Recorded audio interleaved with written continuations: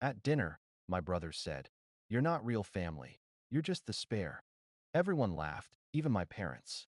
I just nodded and paid the bill. 3 days later, when their car loan payment bounced, I sent a screenshot. Guess the spare isn't on the hook anymore. 2 days after that, they showed up at my door crying. I, 33M, was never really close to my family. We weren't hostile, just distant. My brother, Mark, 36M, was always the golden child, loud, charismatic, athletic. I was the quiet one, the one who fixed computers and didn't mind missing parties to work overtime. My parents loved us both, but it was obvious. Mark could do no wrong. When I'd visit, the house was filled with framed photos of his kids, his wedding, his business. My college degree, stuffed somewhere in a box. Still, I made peace with it. I had a good life, a small house, a remote tech job that paid well, and a few close friends. I called home regularly, sent money when my parents needed help, even paid off part of their mortgage during COVID. Not because they asked, but because I wanted to. I thought that counted for something. 2 months ago, my parents invited me over for dinner, something special. It was rare, so I took the drive, picked up a bottle of wine, even brought dessert. When I arrived, the table was already full. Mom, Dad, Mark, his wife, and their 2 kids. Everyone was laughing. As I sat down, I noticed an extra stack of printed papers near Dad's plate. Something about family reunion planning. I smiled and said, "So, what's this reunion I keep hearing about? Can't wait to see everyone again." Mark leaned back, smirked, and said, with that same teasing tone he's had since we were kids, "You're not invited, bro. It's for real family." Everyone laughed, like it was some harmless joke. Even Mom chuckled, saying, "Oh, Mark, stop it," but didn't actually say I was invited. I waited a beat, forcing a small laugh. But something in me cracked a little. I said quietly, "Right, real family." Dinner went on like nothing happened. Nobody noticed I barely touched my food. Nobody asked if I was okay. After dessert, I stood up, said I had work to finish, and drove home. They barely looked up when I left. For days later, on Thursday morning, I got a notification from my bank. A $2,400 withdrawal request from my dad's account, one of the joint ones I'd set up years ago to help them manage bills. Normally, I'd have approved it automatically. But that night at dinner kept echoing in my mind. "You're not invited. It's for real family." I denied the transaction. Then I took a screenshot of the denial message and texted it to Dad with a caption. "Payment denied. Must be that family-only policy." It felt petty, but for once, I didn't care. He didn't reply that day, or the next. 2 days later, Saturday evening, around 8:30 p.m., there was a loud, heavy knock at my door. Not the polite kind, the kind that rattles the frame. When I opened it, there stood my dad. Face flushed, jaw tight. "We need to talk," he said. I stepped aside. He walked in without waiting for an invite. He went straight for it. "You embarrassed me. I had to pay your mother's hospital bill, and the bank said it was denied. What's wrong with you?" I told him, as calmly as I could. "What's wrong with me? Maybe the same thing that made your son laugh in my face when I said I wanted to come to a family event." He stared at me like I'd spoken another language. "Oh, come on." Mark was joking. "You take everything so damn personally. You've always been sensitive." I just shook my head. "You've always excused him, even when he's cruel." There was a long silence. Then he said, "We didn't mean to hurt you, but you punishing us financially? That's childish." That word, childish, lit something in me. "I paid off your mortgage, Dad. I covered your utilities when Mark was posting vacation pictures from Italy. You didn't call him childish." He didn't respond. When he left, he didn't slam the door.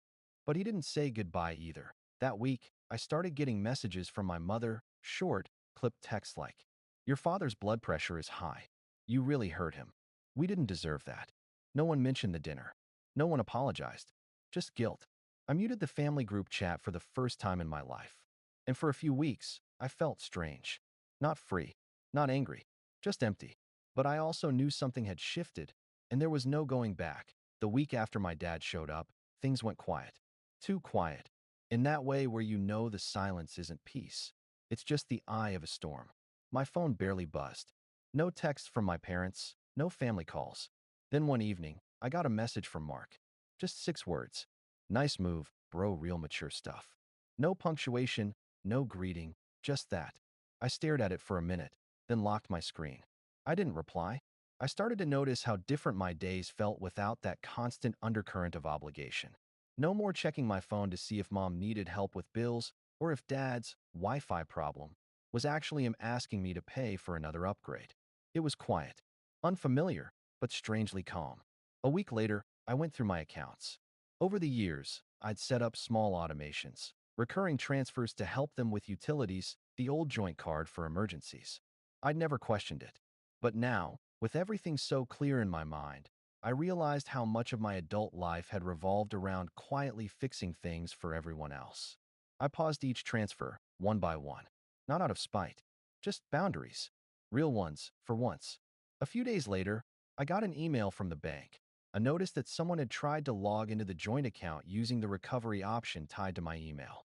I changed every password, closed the account completely, and requested paper statements sent directly to me for final clearance. That same night, Mark called. "You think you're smart, huh?" he said, half laughing, half angry. "Cutting off mom and dad. You really want to be that guy?" I told him calmly. "I didn't cut anyone off. I'm just done being treated like I don't count until there's a bill to pay." He scoffed. "You're so dramatic, man. You've always been the victim." That word, victim, made something inside me go cold. "You made a joke about me not being real family, Mark." Everyone laughed. "Not one of you thought it was wrong." He went quiet for a moment. Then, in that same mocking tone he'd used since we were kids, he said, "It was a joke. Jesus, you've got no sense of humor. No wonder you're alone." Click. I ended the call. I didn't block him right away. Not yet. But I did start saving messages. Screenshots. Bank notifications. It wasn't paranoia. It was clarity. 2 weeks later, my mom called crying. She said dad's blood pressure had spiked and he was too stressed to talk. She said Mark told them I was taking revenge by cutting financial help. I told her quietly, if I was taking revenge, I'd stop answering it all. But I'm still here, talking to you. She didn't know what to say. Then she said something that stuck with me. "You know, you always were too logical for your own good." It was meant as a jab, but it landed like truth. Because logic was the only thing that had kept me sane around them. The following month, I didn't visit, didn't call. I focused on work. My team was launching a big project, and for once, I let myself enjoy it. My boss gave me a raise, the kind that makes your chest feel light when you see the new salary.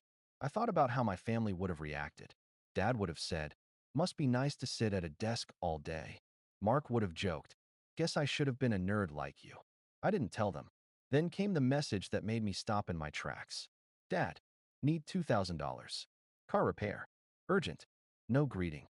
No explanation. Just like that. I didn't reply. An hour later, Mom texted, "Please don't make him beg. He's proud." The irony made me laugh out loud. Not a bitter laugh, but the kind that comes when you finally see a pattern for what it is. I didn't send the money. I didn't even reply. Instead, I opened the banking app and disconnected every remaining tie to their accounts. I wasn't cruel. I just couldn't be the family's silent ATM anymore. For a while, I felt guilty. Then something unexpected happened. Peace. Real peace. I started sleeping better, cooking more, seeing friends again. It was like my brain finally had space for me. Until one evening, around 2 months after that dinner, there was another knock at my door. Not loud this time, but steady. When I opened it, my brother was standing there. He looked exhausted. The kind of tired you can't hide behind attitude. "Can I come in?" he asked. I hesitated, then nodded. We sat at the kitchen table in silence for a bit. Then he said, "Dad's been rough lately. They're taking it out on me now. He's mad about money, about you. Says I should fix it since I'm the reason you're angry." I stayed quiet. He rubbed his face, sighed. "I was an ass. At dinner. I know. I don't even know why I said that. It's like, they always egg me on, and I play the part." It was the first real apology I'd ever heard from him. Not perfect, but real. I nodded. "You don't need to fix it. I just need space. That's all." He looked at me. For once, not defensive, not smug. Just human. "They don't get it, you know. You were always the one holding things together. They don't realize what happens when you stop." That hit harder than I expected. He left soon after. We didn't hug. But as the door closed, I felt something shift again, quieter this time. Not closure, exactly, but maybe the start of understanding. Update 1. 3 months later, I learned through my cousin that the family reunion had actually happened. No invite, of course. Mark had shown up late, apparently drunk, and my dad ended up arguing with him about money and respect. Someone said Dad stormed out before the group photo. I saw that photo online later. It was missing half the family. I didn't feel smug, just detached. That same week, I got an email from my mom. Just one line. "We miss you." No apology, no explanation. But for the first time, it felt sincere. I didn't reply. Not yet. Maybe I will someday. For now, I've learned something that took me 3 decades to understand. You don't owe loyalty to people who confuse love with convenience. And family isn't defined by who laughs at the table. It's defined by who doesn't laugh when the joke's on you. Final update. It's been a little over a year since that dinner, the one where my brother joked that I wasn't real family. It's strange how something that lasted maybe 10 seconds can reshape everything you thought you knew about loyalty, love, and blood ties. At first, I thought the distance from my parents would feel like punishment, that I'd wake up every morning with guilt or a hollow ache. But what I actually felt was stillness. No calls about money, no guilt trips about holidays, no one laughing at my expense under the cover of just a joke, just quiet. For the first few months, I filled that quiet with work and distractions. I got promoted, moved into a nicer apartment, even started therapy, mostly to untangle why I'd tolerated years of subtle disrespect without noticing how much it wore me down. My therapist said something early on that stuck with me. "You weren't looking for approval. You were trying to earn belonging." That sentence knocked the wind out of me. Because she was right. For years, I thought if I just helped enough, paid enough, showed up enough, forgave enough, maybe I'd finally feel like family. But you can't buy your way into someone's respect. You either have it or you don't. About 6 months ago, Mark reached out again. He'd quit drinking, apparently. Said he wanted to meet for coffee. I agreed, cautiously. He looked better, calmer, older. We talked about neutral things first. Work, weather. Then he told me Dad's health was declining, and that Mom had been asking about me. I didn't feel anger this time, just a sort of detached sadness, like revisiting an old house that isn't yours anymore. Mark said, "You should come by. It would mean a lot to them." I nodded, but I didn't promise. He hesitated before adding, "You know, they still talk about that dinner sometimes. Dad says he didn't realize how bad it sounded, that he thought you'd know it was just a joke." I smiled faintly. Maybe it was.